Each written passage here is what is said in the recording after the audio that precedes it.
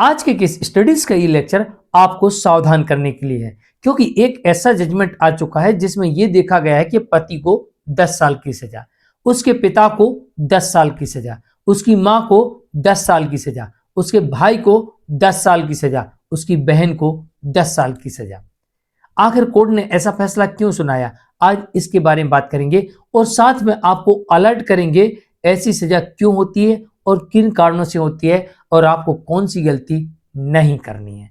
इसके पहले हमने आपको वो जजमेंट भी बताया था जिसमें पत्नी को 3 साल की सजा, उसके पिता को 3 साल की सजा, उसकी मां को 3 साल की सजा, उसके भाई को 3 साल की सजा और उसके पड़ोसी को 3 साल की सजा। ये भी मैंने आपको जजमेंट बताया था। तो ये सावधान करने वाली बातें हैं, आप ऐसी गलतियां ना करें, अन्यथा आपको भी ऐसी सजा हो सकती है। जय जिनेंद्र, मैं हूं केश जैन। वीडियो को लाइक और शेयर कर दीजिए और इस तरह के जजमेंट्स पाने के लिए दिए गए नंबर पर आप हमें संपर्क कर सकते हैं। चलिए शुरुआत करते हैं। दरअसल ये दहेज हत्या का मामला था।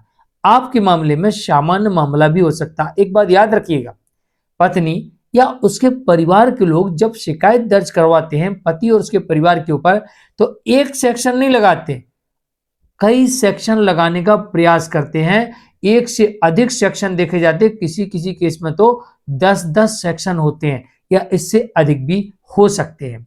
और सभी सेक्शन में एक अलग सजा का प्रावधान होता है और जब सजा होती है तो ये सारे सेक्शन की सजा एक साथ जुड़ के नीचे टोटल हो जाती है। तो ये बात याद रखिएगा कि मेरे केस में तो सामान्य मामला है। अगर आपके केस में सामान्य मामला है तो 498A या फिर 85 BNS इसके अंतर्गत होगा, तो इसमें भी आपको 3 साल की सजा का प्रावधान है। ये बात भी ध्यान रखिएगा। अगर इसके साथ में स्त्रीधन जुड़ गया, उसकी सजा उसमें जुड़ जाएगी। इसके साथ में डराने धमकाने का जुड़ गया सेक्शन, उसकी सजा जुड़ जाएगी। इसके साथ मारने पीटने का जुड़ गया, उसकी सजा जुड़ जाएगी। इसके साथ में से दहेज मांगने का सेक्शन जुड़ गया, उसकी सजा हो जाएगी। इसके साथ दहेज लेने का सेक्शन जुड़ गया, इसकी सजा हो जाएगी। इसके अलावा आपने कोई वीडियो वायरल कर दिया, उसका सेक्शन जुड़ जाएगा। मतलब हर बात के लिए एक सेक्शन है। गाली देने के लिए भी सेक्शन है, याद रखिएगा।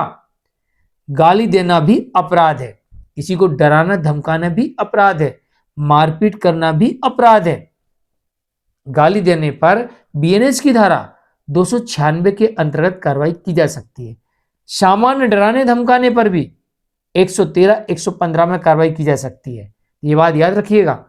किसी को जान से मारने की धमकी देना, गंभीर डराना धमकाना, उसके लिए 351, 352 और अन्य धाराओं में कार्रवाई की जा सकती है। हर सेक्शन का अपना मतलब है और हर सेक्शन में अलग सजा का प्रावधान है। तो खैर ये दहेज हत्या का मामला था और इसमें यह पाया गया कि इन लोगों ने सबने मिलकर उसकी हत्या की है। हत्या के सबूत मिले पति के विरुद्ध, सास के विरुद्ध, ससुर के विरुद्ध, उसके देवर के विरुद्ध और ननंद के विरुद्ध। इन 5 लोगों के खिलाफ सामान्य आरोप मिले, एक से आरोप मिले और कोर्ट ने सभी को बराबर दोषी माना इस दहेज हत्या के मामले में। और इसमें पति सहित उसके परिवार के लोगों को 10-10 साल की सजा और कोर्ट ने जुर्माना लगाया।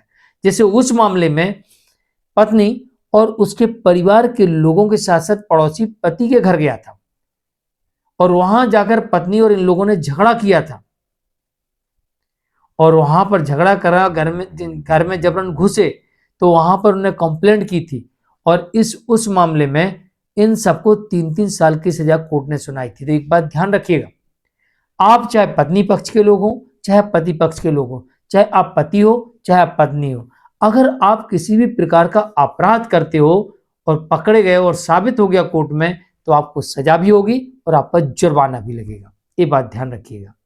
तो सावधान रहिए, अलर्ट रहिए। गाली गलौज से लेके कुछ भी ना करें। मारने पीटने की तो बात की बात है, गाली देना भी अपराध है और इसके लिए भी सजा का प्रावधान है। आप गूगल कर लीजिएगा। BNS की धारा 296, IPC की धारा 294, गाली देने पर सजा का क्या प्रावधान है। मैं हूं केश जैन, आज के लिए इतना ही। नमस्कार।